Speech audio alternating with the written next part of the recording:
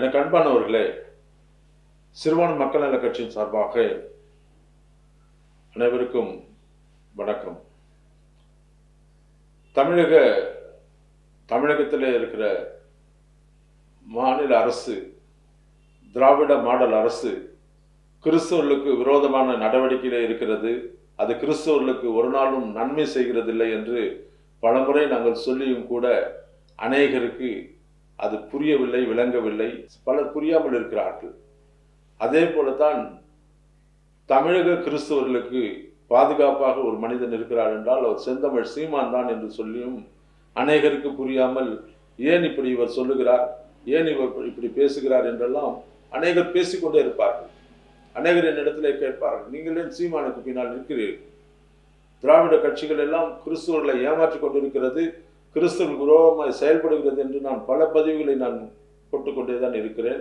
அதை அடிக்கடி வெளிப்படுத்தி கொண்டே இருக்கிறேன். அப்படிப்பட்ட ஒரு நிகழ்வைத்தான் இப்போது உங்களுக்கு முன்பாக சொல்ல விரும்புகிறேன். அன்பு சகோதரர் சீமான் அவர்கள் நேற்று வெளியிட்ட ஒரு தமிழக அரசுக்கு அவர் வெளியிட்ட ஒரு செய்தி குறிப்பு இப்படியே சொல்லுகிறது.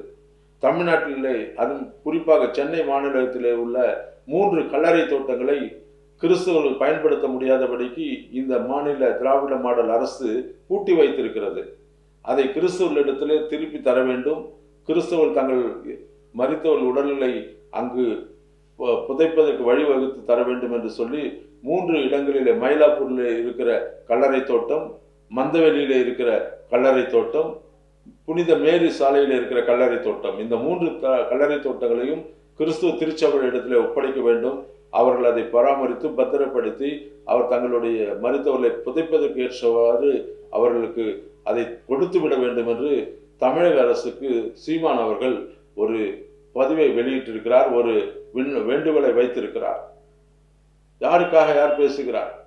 கிறிஸ்தவர்களுக்காக சீமான் என்ன செய்தார் என்று பலர் கேட்டுக்கொண்டே இருப்பார்கள் என்னிடத்திலே. இன்று கிறிஸ்தவருடைய ஒவ்வொரு பிரச்சனையும் தமிழக அரசிடத்தில் போராடி பெற்று தருகிற ஒரே மனிதனாக சீமான் இருக்கிறார் என்பதற்காகத்தான் இந்த பதிவை உங்களுக்கு முன்பாக சொல்ல வந்திருக்கிறேன். எடுத்து பாருங்கள், யாராவது இதை பற்றி கவலைப்பட்டார்களா? எந்த திராவிட மாடல் அரசு ஓடி வந்து ஓட்டு போட்டோமே, கிறிஸ்துவெல்லாம் போராடி ஜெபித்து ஓட்டு போட்டோமே, ஒரு காலத்தில் இவர்களுக்காக நாம் முழங்காலில் நின்று ஜெபித்தோமே, அப்படி தலைவனிடத்தில் தான் கேட்கிறேன், என்ன செய்தது அந்த அரசு? உங்களுக்கு எதையாவது செய்து இருக்கிறதா? இன்று உங்களுக்காக குரல் கொடுக்கிற சீமான் தான் இதற்காக பேசிக் கொண்டிருக்கிறார், இதற்காக போராடுகிறார். இப்படி நீங்கள் உடனடியாக இதையெல்லாம் நீங்கள் ஒப்படைக்காவிட்டால் அடுத்த கட்ட நடவடிக்கை போராட்டம் என்று அறிவிக்கக்கூடிய ஒரு வன்மையான தலைவன், ஒரு பயங்கரமான ஒரு தலைவன், அரசுக்கு எதையும் துணிந்து நிற்கக்கூடிய ஒரு தலைவனாக செந்தமிழன் சீமான் இருக்கிறார் என்பதை காட்டுவதற்காகத்தான் இந்த பதிவை உங்களிடத்தில் வைக்கிறேன். இன்னும் எத்தனை நாட்கள் இந்த திராவிட மாடல் அரசுகளை நம்பி நாம் ஏமாந்து போக போகிறோம்? எனக்கு அன்பான கிறிஸ்துவ சொந்தங்களே, உன்னிப்பாக கவனித்து பாருங்கள். நேர்மையாக, நீதியாக இன்று வருங்காலத்திலே நமக்கு நம்பிக்கையாக இருக்கிற நாம் தமிழர் கட்சியுடைய செந்தமிழ் சீமான் அவர்களோடு நீங்கள் அணி திரண்டு வர வேண்டும் என்பதற்காகத்தான் ஒவ்வொரு முறையும் நான் உங்களிடத்திலே மறுபடியும் இதே கருத்தை நான் வலியுறுத்தி கொண்டிருக்கிறேன். இந்த திராவிட மாடல் அரசில் இருக்கிற இந்த 2 கட்சிகளும், திராவிட கட்சிகளும் ஒருவருக்கு ஒருவர் எப்படி லஞ்சம் வாங்கினார்கள், எப்படி ஒருவர் மக்கள் பணத்தை எப்படி ஏமாற்றினார்கள், எப்படி திருடினார்கள் என்பதற்கு சாட்சியாக இப்பொழுது மந்திரிகள் எல்லாம் ஜெயிலுக்கு போய் கொண்டிருக்கிறார்கள். அடுத்து எத்தனை பேர் ஜெயிலுக்கு போகிறார்கள் என்பதை நீங்கள் எண்ணிக்கொண்டே இருங்கள். பாருங்கள், யாரோடு நிற்க வேண்டும்? நல்ல கிறிஸ்தவன் யாரோடு இருக்க வேண்டும்? நீதிமானோடு நிற்க வேண்டாமா? பரிசுத்த அரசியலை கொண்டு வர வேண்டாமா? உண்மையான அரசியல் இங்கு தேவையா? இல்லை, இப்படி திருட்டு கும்பலோடு நீங்கள் இன்னும் எத்தனை நாள் இப்படி பரிசுத்த தேவனை ஆராதிக்கிற போதகர்கள், அரசியல் தலைவரோடு கைகோப்பீர்கள்? திருந்து விடுங்கள். உங்களுக்காகத்தான் இந்த பதிவை நான் வெளியிடுகிறேன்.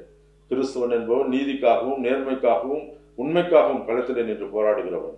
அப்படிப்பட்ட ஒரு கிறிஸ்தவன் நீதியோடு இருக்கிற, உண்மையோடு மக்களுடைய பிரச்சனைக்காக போராடுகிற அரசியல் கட்சியோடு, அரசியல் தலைவரோடு இருங்கள். இந்த தேசத்திலே நாம் நமக்கான உரிமைகளை வென்றெடுக்க வேண்டும் என்றால் நமக்காக குரல் கொடுக்கிற தலைவர்கள் வேண்டும். ஏதோ தேர்தல் நேரத்திலே காசுகளை கொடுத்து, மக்களிடத்திலே பணங்களை கொடுத்து, தான் சம்பாதித்து வைத்திருக்கிற மோசமான வழியிலே லஞ்ச லாவண்யத்திலே சம்பாதித்து வைத்திருக்கிற பணத்தை கொடுத்து இன்று அரசியலிலே பொறுப்புகளை வைத்திருக்கிற மந்திரிகளுக்கு பின்னால் மக்கள் நிற்கிறார்களே, மக்கள் நின்றால் கூட பரவாயில்லை, கிறிஸ்துவ பாதிரியார்கள், கிறிஸ்துவ தலைவர் இருக்கிறீர்களே, என்ன நடக்கிறது என்பதை பார்த்து கொண்டே இருங்கள். நீங்கள் உணர்வடைய வேண்டும் என்பதற்காக நான் மறுபடியும் இந்த நேரத்தில் அன்பு சகோதரர் சீமான் அவர்களை வாழ்த்துகிறேன். அவர் கிறிஸ்துவர்களுக்காக எடுக்கிற ஒவ்வொரு முயற்சியும் நாங்கள் வெளிப்படுத்தி கொண்டே இருப்போம். நன்றி, வணக்கம்.